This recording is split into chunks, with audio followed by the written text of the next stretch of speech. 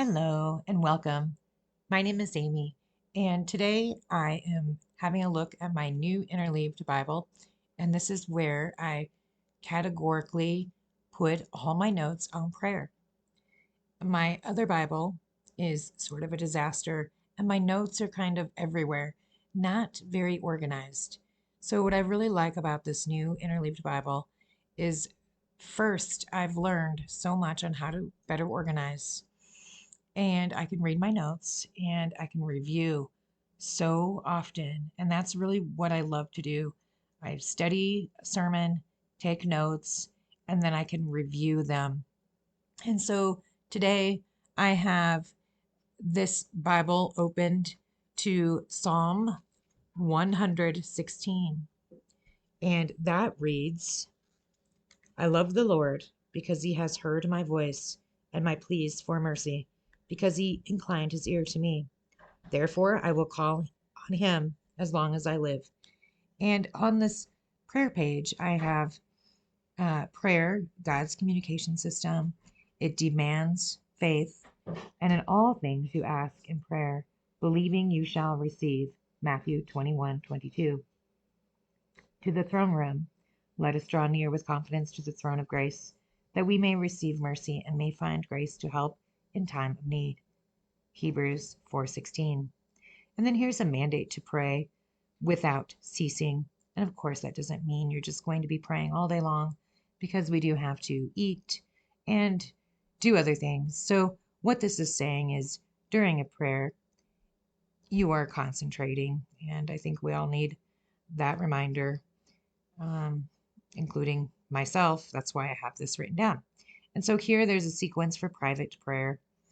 Site, name, sends is number one, and that is 1 John 1:9. And if you would like to take a look at that, I do have a video.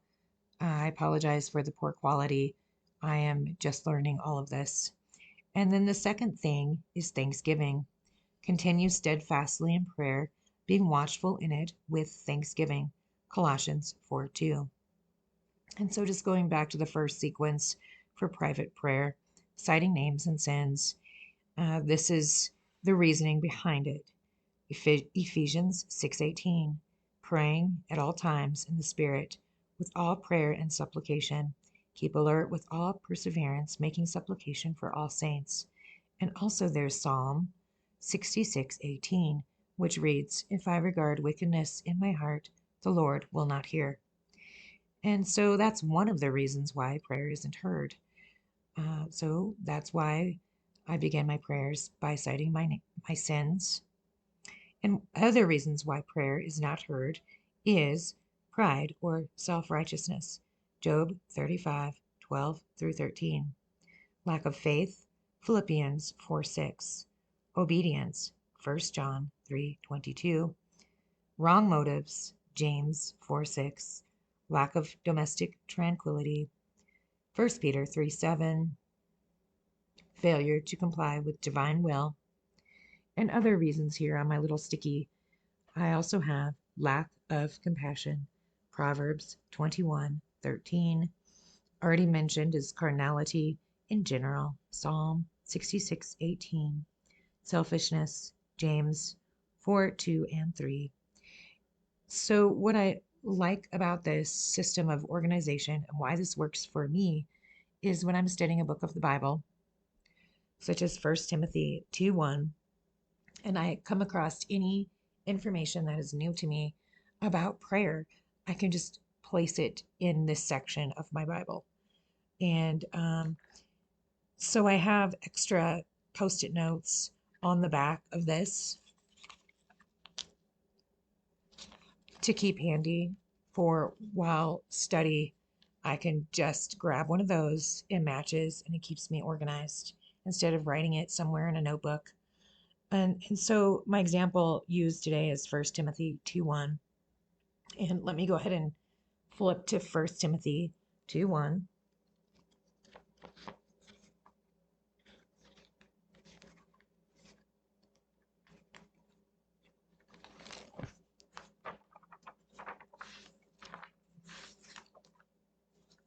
And here it reads, First of all, then I urge that supplications, prayers, intercessions, and thanksgivings be made for all people, for kings and all who are in high positions, that we may lead a peaceful and quiet life, godly and dignified in every way.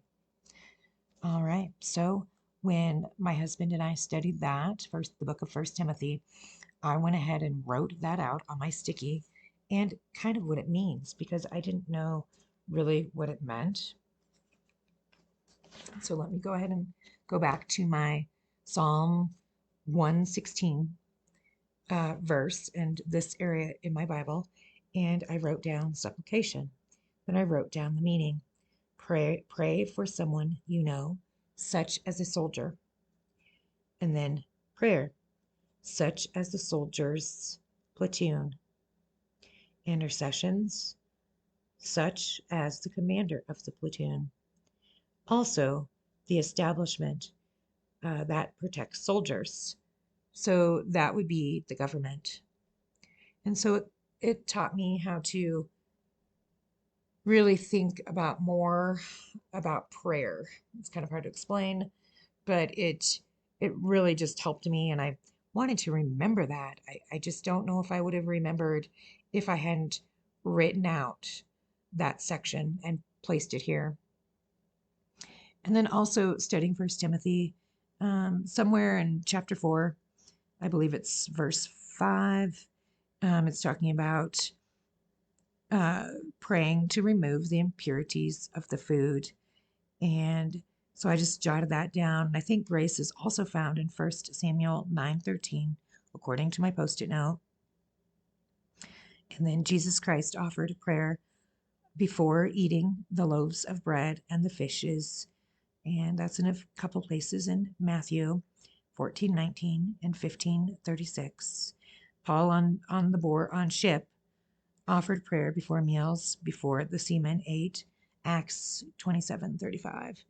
And then also in another section of study, I also jotted down the principles of prayer, which include prayer is for believers only, Galatians 3:26, must be directed to the Father, Matthew 6:69, in the name of the Son, John 14:13 through 14.